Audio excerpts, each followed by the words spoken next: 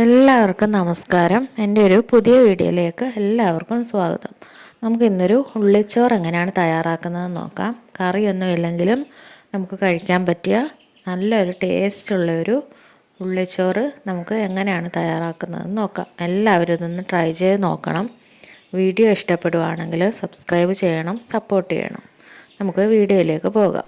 ആദ്യമായിട്ട് ഞാനിവിടെ ഒരു പാൻ അടുപ്പിൽ വെച്ചിട്ടുണ്ട്. ഇതിലേക്ക് നമുക്കൊരു 2-3 ടേബിൾ സ്പൂൺ എണ്ണ ഒഴിച്ച് കൊടുക്കാം. എണ്ണ നന്നായിട്ടൊന്ന് മൂത്ത് വരുമ്പോൾ നമുക്കതിലേക്ക് ചെറിയ ജീരകം 1/2 ടീസ്പൂൺ ചേർത്ത് കൊടുക്കാം.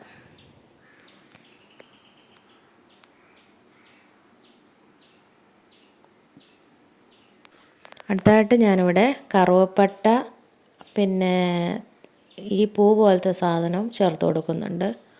അതിനുശേഷം നമുക്ക് ഒരു 2 ഗ്രാമ്പും കൂടെ ഇതിലേക്ക് ചേർത്ത് കൊടുക്കണം. അതിനുശേഷം നമുക്ക് ചതച്ച് വെച്ചിരിക്കുന്ന ഒരു 5 അല്ലി വെളുത്തുള്ളിയും ഒരു ചെറിയ കഷ്ണം ഇഞ്ചിയും ഒരു 2 പച്ചമുളകും ചേർത്ത് ചതച്ച് വെച്ചിരിക്കുന്നതാണ്. അത് നമുക്ക് ഇതിലേക്ക് എണ്ണയിലേക്ക് ഇട്ട് കൊടുക്കാം. ഇട്ട് നന്നായിട്ടൊന്ന് മൂപ്പിച്ച് കൊടുക്കാം. അതിനുശേഷം നമുക്ക് 2 തണ്ട് കറിവേപ്പില കൂടെ ഇതിലേക്ക് ചേർത്ത് കൊടുക്കാം. അതിനുശേഷം നമുക്ക് നന്നായിട്ടിതൊന്ന് മൂപ്പിച്ചെടുക്കണം.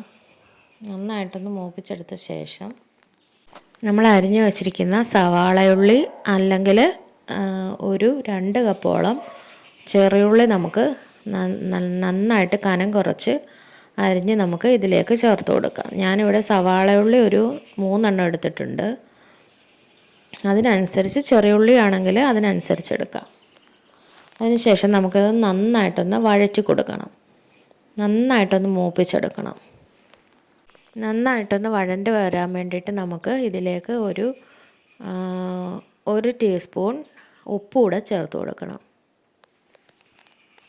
അതിനുശേഷം നമുക്ക് ഒന്ന് അടച്ച് വെച്ച് നന്നായിട്ട് വഴറ്റിയെടുക്കാം.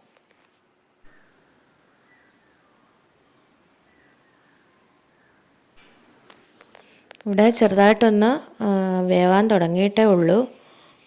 നമുക്ക് തുറന്ന് വെച്ച് നന്നായിട്ട് വഴറ്റി കൊടുക്കണം. നന്നായിട്ട് ഈ ഉള്ളി ഒന്ന് വേവിച്ചെടുക്കണം.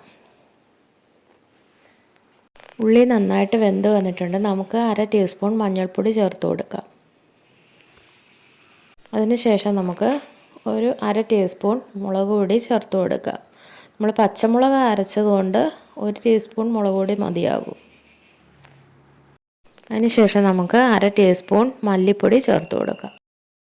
അതിനുശേഷം നമുക്ക് അര ടീസ്പൂൺ ഗരം മസാലപ്പൊടി ചേർത്ത് കൊടുക്കാം. അതിനുശേഷം നമുക്ക് നന്നായിട്ട് നിന്ന് വഴറ്റിയെടുക്കണം.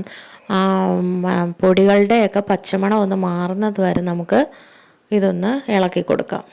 ഇളക്കി നന്നായിട്ടൊന്ന് മിക്സ് ആവുകയും വേണം. പൊടികളുടെ പച്ചമണം മാറിക്കിട്ടുകയും വേണം. ഒരു 5 മിനിറ്റ് നമുക്ക് ഇതേപോലെ ഒന്ന് ഇളക്കി കൊടുക്കാം. പച്ചമണമൊക്കെ ഒന്ന് മാറി വന്നു കഴിയുമ്പോൾ നമ്മൾ ഒരു 2 ടേബിൾ സ്പൂൺ വെള്ളം ഒഴിച്ചു കൊടുത്ത് നന്നായിട്ട് അതൊക്കെ ഒന്ന് മസാലയൊക്കെ ഒന്ന് മിക്സ് ചെയ്ത് കൊടുക്കണം. അതിനുശേഷം നമുക്ക് വേവിച്ച് വെച്ചിരിക്കുന്ന ചോറ്, ഏതരിയുടെ ചോറാണെങ്കിലും കുഴപ്പമില്ല, നമ്മൾ ചോറ് വെക്കുന്ന സാധാരണ അരിയാണെങ്കിലും കുഴപ്പമില്ല, ബിരിയാണി അരി ആണെങ്കിലും കുഴപ്പമില്ല, നമുക്ക് ഇതിലേക്ക് ഇട്ട് കൊടുക്കാം. ഇട്ട് കൊടുത്ത് നന്നായിട്ടൊന്ന് അത് ചോറും നമ്മുടെ മസാലക്കൂട്ടും എല്ലാം കൂടെ നന്നായിട്ടൊന്ന് മിക്സ് ചെയ്ത് കൊടുക്കാം.